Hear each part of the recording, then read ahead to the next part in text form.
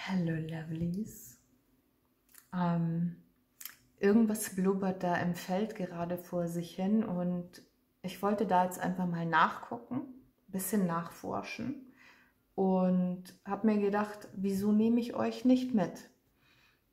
Vorweg, wem das hier jetzt zu langweilig ist, der möge doch bitte bedenken, dass mein Kanal nicht nur dafür ist, bei irgendwelchen Schatzis nachzustalken, was ich natürlich auch sehr, sehr gerne mache, aber in erster Linie geht es natürlich immer um uns persönlich, um unseren persönlichen Weg. Okay? Und deswegen schauen wir uns das jetzt mal an, was hier im Feld drückt. Es fühlt sich an, oder beziehungsweise bildlich sehe ich das so, wie als würden wir durch einen dichten Nebel gehen. Aber es braucht nur eine kleine Sache oder ein Wort, ein Gedanke, ein Gefühl, eine Entscheidung, irgendeine Handlung und dieser Nebel würde weg sein. Es hat natürlich alles einen Grund, ja? Warum, wieso, weshalb dieser komische Nebel jetzt überhaupt da ist. Aber jetzt, wir gucken einfach mal, was sich hier zeigt. So, du bist als erstes gefallen. Die 42, Inward Revolution. Die 36, Soul Family. Die 5, Healing.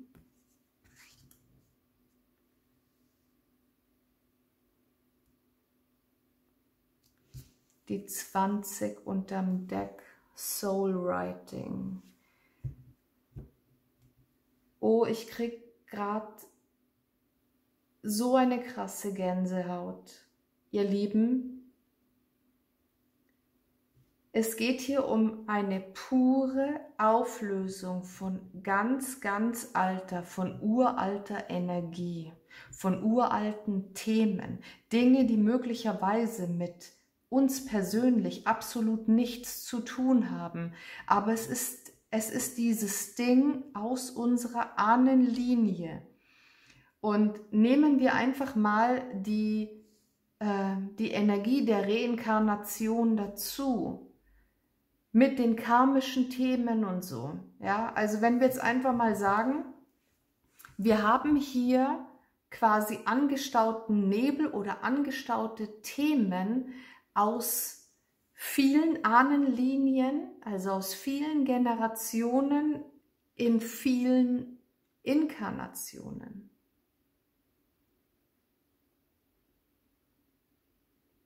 Boah, heftig.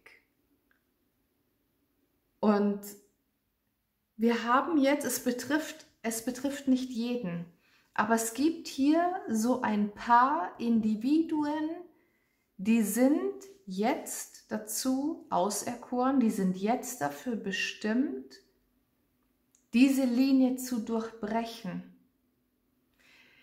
Das, was hier aber durchbrochen wird, hat direkten Einfluss auf das Kollektiv, auf das Leben, auf die Erde. Und ich spreche hier jetzt aber von Dingen, von Energien, von Situationen, von Handlungen, die bisher noch im Verborgenen waren.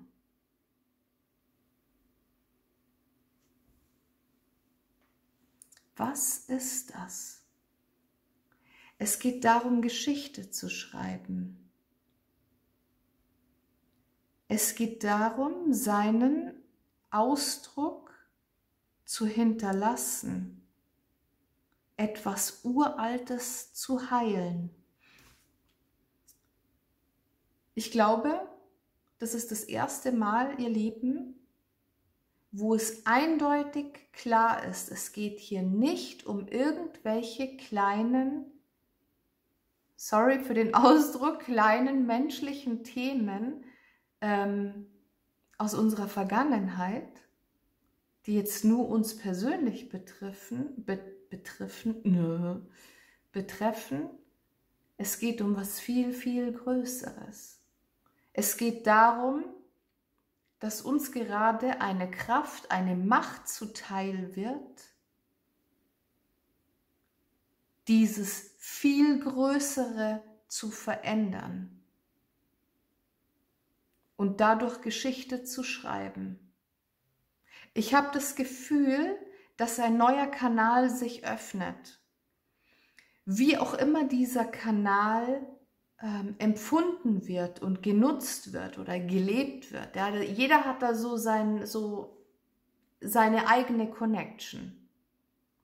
Da möchte ich jetzt auch niemanden irgendwas ins Feld legen oder so. Spür dich mal bitte rein, was ist deine Bestimmung hierbei? Was ist deine klare Aufgabe? Achtet bitte auf die Träume, was zeigt sich in den Träumen?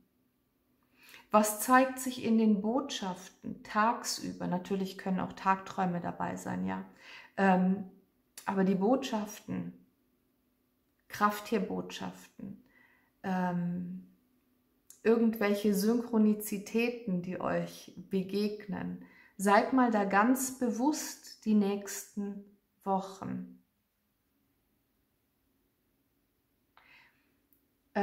Ich weiß nicht, was es damit auf sich hat, aber ich bekomme gerade rein, ich soll noch eine Zeitkarte dazu abholen.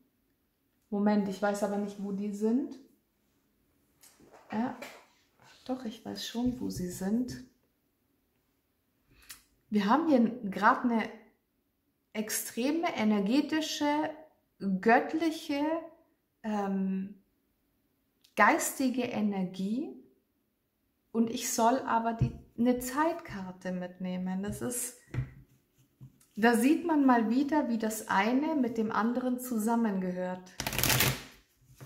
Das Spirituelle mit dem Weltlichen. Hätte ich nicht erwartet, ja, hätte ich nicht gedacht, aber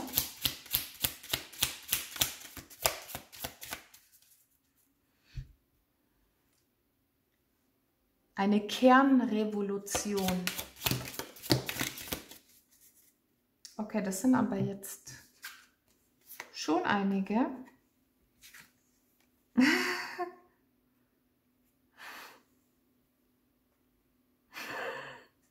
Okay, es sind genau 4 Karten. Ich gehe jetzt einfach mal davon aus, dass das hier zu diesen einzelnen Sachen gehört. Zu diesen einzelnen Energien. Also, wir haben die 1, es geht fast zu schnell, ein Tag, eine Woche. Das heißt, dieser Druck, der sich hier aufbaut, dieser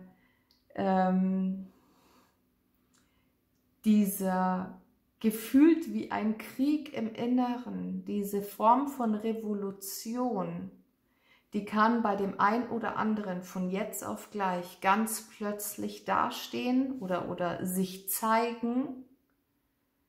Vielleicht auch so, dass du gerade gar nichts damit anfangen kannst mit dieser Energie. Vielleicht hat es dich auch schon erreicht und du weißt überhaupt nicht, ja, was soll ich jetzt damit anfangen, ne? Kann aber auch sein, dass das jetzt kommt. Das ist eine heftige Spirale.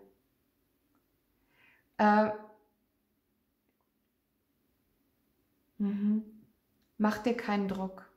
Also falls du dieses Ding jetzt hast, diese Situation, mach dir keinen Druck, mach dir keinen Stress, weil es wird sich alles mit den weiteren Botschaften zeigen. Also die Botschaften, nicht die von mir kommen oder sonst wo, sondern die dich persönlich betreffen.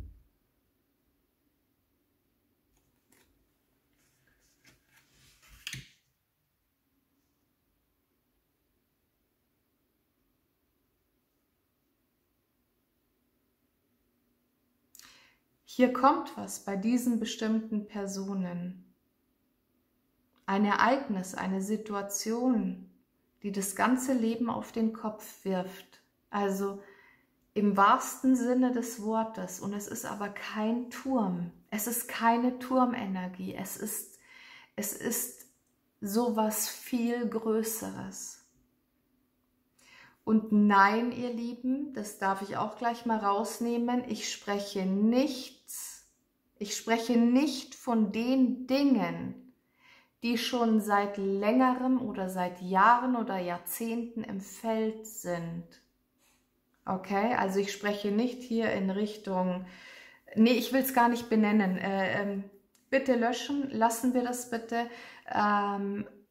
Aber immer wieder kommen so Situationen, wo da Menschen sagen, ja, das weiß ich schon seit so und so vielen Jahren und hier zwecks Erwachtsein und Erleuchtung. Nein, davon spreche ich nicht. Das nehmen wir bitte mal komplett raus. Das hier, was ich hier habe, ist eine andere Form von Energie.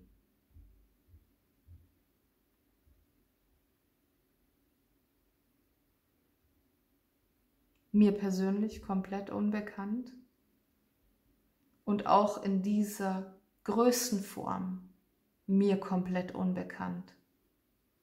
Und ich glaube sogar, dass es noch viel größer ist als das, was ich gerade zum Ausdruck zu bringen versuche. Als nächste Zeitkarte haben wir die 9 Schütze-Energie. Die Zeit läuft. Finde neuen Sinn. 9 Wochen, 9 Monate. Ach so, übrigens, diese Zeitangabe, die wir hier haben, auf die wir uns aber natürlich nicht festlegen, die kann sein, dass die schon in der Vergangenheit zu finden ist. Also, dass du hier zum Beispiel vor 9 Wochen oder 9 Monaten schon ein gewisses Erlebnis hattest. Kann sein, dass es jetzt gerade stattfindet oder ab jetzt in 9 Wochen oder 9 Monaten. Okay? Und das gilt für die anderen Zeitkarten genauso. Weil jeder Mensch hat individuell sein eigenes Tempo. Und seine eigene, kann ich sagen, Zeitlinie? Ja, sagen wir jetzt einfach mal so. Die Zeit läuft. Neue Energien müssen gehandelt werden. Ja. Aufregung, Feuerenergie, Leidenschaft, Wut, Zorn ist hier drin. Ja, also wirklich sehr, sehr revolutionäre Energie in jeglicher Hinsicht. In Bezug auf diese Auflösung der Generationenthemen aus mehreren Inkarnationen. Und es finden sich Gleichgesinnte auf der gleichen Ebene.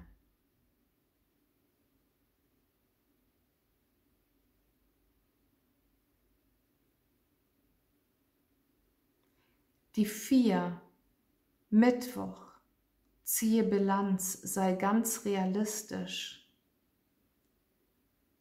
Trennung habe ich hier, Trennung, Distanz, Spaltung zum Wohle der Heilung, um die Heilung ins Feld zu bringen. Und nein, wir sprechen hier nicht von persönlicher Heilung, von der Heilung von persönlichen Wunden. Es geht hier in keinster Weise um das Persönliche. Ihr Lieben, ihr kennt mich, normalerweise ist es immer so dieses, wie im Kleinen, so auch im Großen, wie im Innen, so im Außen. Hier geht es aber nur um dieses Große. Also unsere Wunden der Vergangenheit zum Beispiel, die spielen hier gerade absolut keine Rolle. Das ist so etwas Übergeordnetes. Es kann auch sein, dass der ein oder andere zwischendurch vermehrt Astralreisen hat oder das Gefühl hat, nicht ganz bei sich zu sein, nicht ganz in seinem Körper angebunden zu sein. Das scheint hier ganz normal zu sein, weil hier nämlich die Seele dieser höheren, dieser größeren Aufgabe sich widmet. Um etwas wieder ins Gleichgewicht zu bringen, in dieser großen Waage.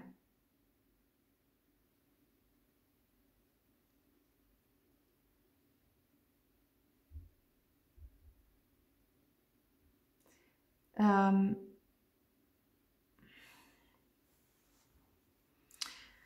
okay, gucken wir einfach mal weiter. Die 6 Jungfrau-Energie. Sammle die Ernte, 6 Wochen, 6 Monate.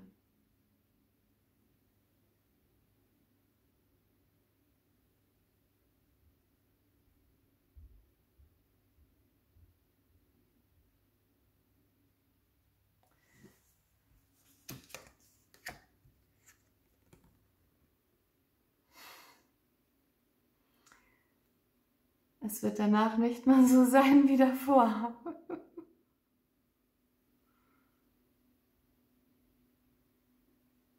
Ich zeige euch mal kurz, was ich hier drunter habe. Also zum einen unter dem einen Deck die 19, die Transformation.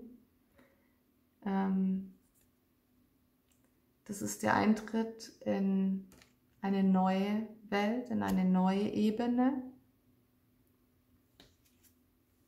Und bei den Zeitkarten haben wir darunter die 4. Du kannst aufbauen, 4 Tage, 4 Wochen. Ich glaube, es geht gar nicht um den zeitlichen Aspekt, sondern um das, was hier drauf steht.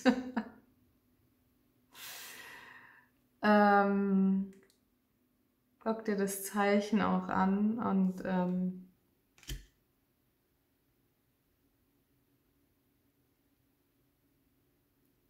hier wird was Großes auf den Kopf gestellt.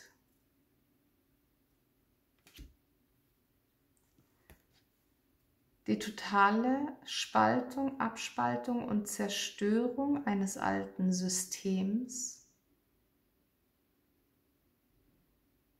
Dadurch schreibt man Geschichte, sammelt die Ernte. Danach kommt der Wiederaufbau und an eine neue Struktur. Und darin findet man seine Mitte. Und guck dir mal an, da drunter ist das hier, Anfang und Ende. Du bist frei in der Wahl des Zeitpunkts. Das geht so sehr über das Menschliche hinaus. Und ich frage mich gerade echt, was das ist. Davon mal abgesehen, ihr Lieben, ich habe vorhin von Synchronizität gesprochen. Wie sieht es aktuell aus mit, ich meine, der ein oder andere weiß, ich bin ja so ein bisschen Zahlenfreak. Oder beziehungsweise, weil mir Zahlen so gut gefallen, denkt sich das Universum wahrscheinlich, dann schicken wir ihr mal so ein paar Zahlenkombinationen. Und es ist bei mir gerade echt heftig und vor allem, weil ich ja auch schon danach geguckt habe, nach der Bedeutung der Zahlenkombinationen. Aber wie sieht es gerade bei euch aus? Weil in der Vergangenheit, ja, ich sage jetzt mal vor noch einem halben Jahr oder so, war es bei mir so, diese Zahlenkombis waren immer solche Dinge, zum Beispiel ganz oft bei Uhrzeiten oder so, 22:22 Uhr, 21:21 Uhr oder ja, sowas in der Art, so Spiegelzahlen, Doppelzahlen. Jetzt sind es aber immer wieder auftauchende unterschiedliche Zahlenkombinationen. Ich nenne jetzt einfach mal irgendein Beispiel, 538 zum Beispiel, was jetzt vorher für mich nie wirklich eine Bedeutung hatte, aber zum Beispiel diese 538 oder 53,8 oder 5,38 oder was auch immer, begegnet mir momentan überall. Ob auf irgendwelchen Tafeln oder im Internet oder in einer Zeitschrift oder wo ich hingucke. Ja, jetzt nicht diese Zahlenkombi, aber ich habe es nur als Beispiel genommen. Und es ist aber was komplett anderes als diese Doppel- und Zwillingszahlen, die ich vorher hatte. Wie sieht es bei euch aus? Hat sich da irgendwas verändert im Feld? Ich meine, ich brauche ja immer so ein bisschen, ja. Ich bin ja keine von der, ich bin jetzt nicht wirklich so ein Schnellchecker in der Hinsicht, weil das Universum beliefert mich hier mit Informationen und Botschaften und erst nach dem 10. Mal checke ich, dass hier irgendwas anders ist und dass ich mich vielleicht mal mich damit beschäftige, um herauszufinden, was es bedeutet für mich, ja. Deswegen, ich habe das jetzt schon seit ein paar Wochen und habe dann erst angefangen nachzuforschen. Okay, heftig. Heftig, ja. Das ist, ihr Lieben, das ist so eine Energie. Ich kann jetzt auch gar keinen Abschluss finden, weil ich möchte meine persönlichen Erkenntnisse, meine persönlichen Offenbarungen möchte ich niemandem drüberlegen, möchte ich niemandem auferlegen als irgendeine Form von Wahrheit. Ich kann nur für mich persönlich meine Wahrheit finden. Ich habe euch jetzt die Botschaft mitgeteilt, was hier offengelegt wurde, was ich mitteilen kann, und damit darf jeder nun seine eigene Wahrheit finden. Das ist mir persönlich ganz, ganz wichtig, weil ich bin ein Tropfen auf dem heißen Stein, ja, ich bin nichts in diesem Großen und Ganzen, in dieser großen und ganzen Schöpfung. Und deswegen kann ich nur meine eigene Wahrheit leben. Ich habe das Gefühl, es möchte noch eine Seelenbotschaft mit, aber meine Lieben, ich bin gerade blind für meine Karten. Ich habe ja hier alle meine Karten auf meinem Tisch und ich habe mir echt überlegt, ob ich die nicht alle, also erstens mal aussortieren, weil ich nehme meistens immer nur die gleichen Karten her, und zweitens, das ist auf dem Tisch, wo ich hier meine Legung mache, das ist so eine zusammengestaute Energie, das passt überhaupt nicht. So. Ich habe sie gefunden. Das sind einfach die besten, allerbesten Seelenbotschaften für mich. Und da plumpsen sie auch schon raus.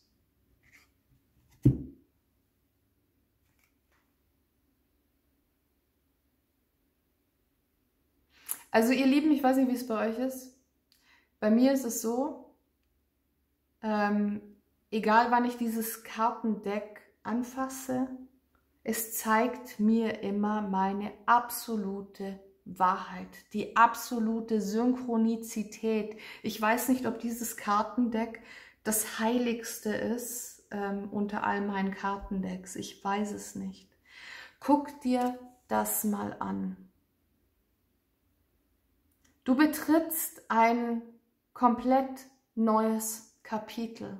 Du startest ein komplett neues Kapitel.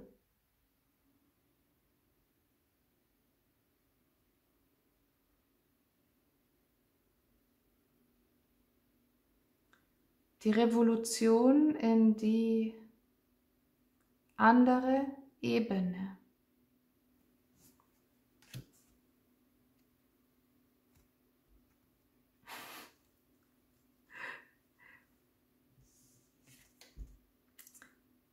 Jetzt können wir uns mal kurz einfach nur die Bilder dazu angucken. Ja? Wir haben hier das brandneue Kapitel. Ja? Da ist die Rakete, die hier abhebt von der Erde ins Universum.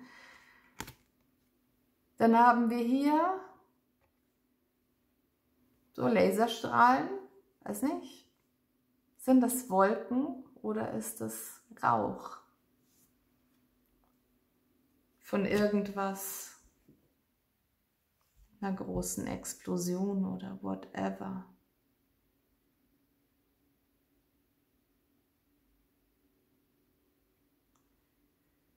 Sei stolz auf dich, dafür, wie weit du gekommen bist. Und irgendwas sagt mir, dass das jetzt nicht für diesen Zeitpunkt ist, sondern für einen Schritt in der Zukunft, für eine Zeit in der Zukunft. Sei stolz auf dich und honoriere das, wie weit du gekommen bist.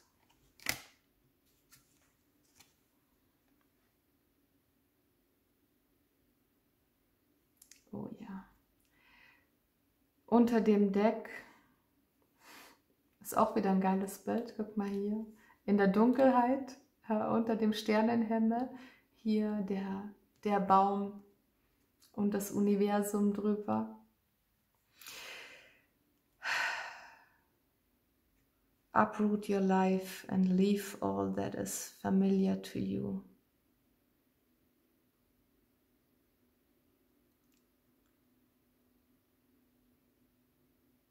Ach du Scheiße.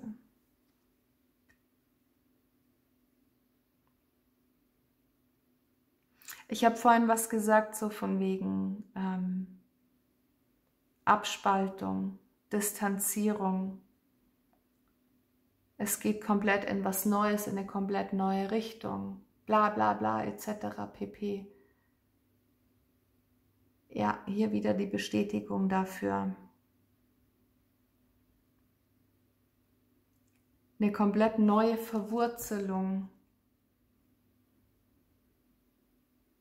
Etwas, wovon ich immer eine komplett andere Vorstellung hatte, aber anscheinend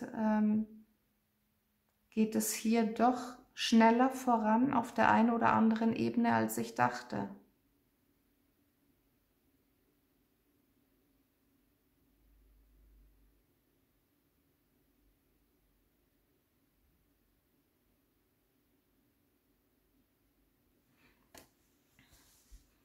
Mir wird es gerade ganz, ganz warm. Okay, meine Lieben, wir lassen das jetzt so stehen.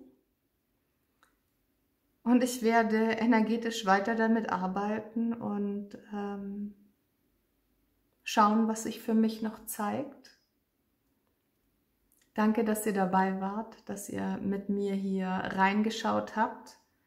Und ja, alles Liebe. Bis zum nächsten Mal.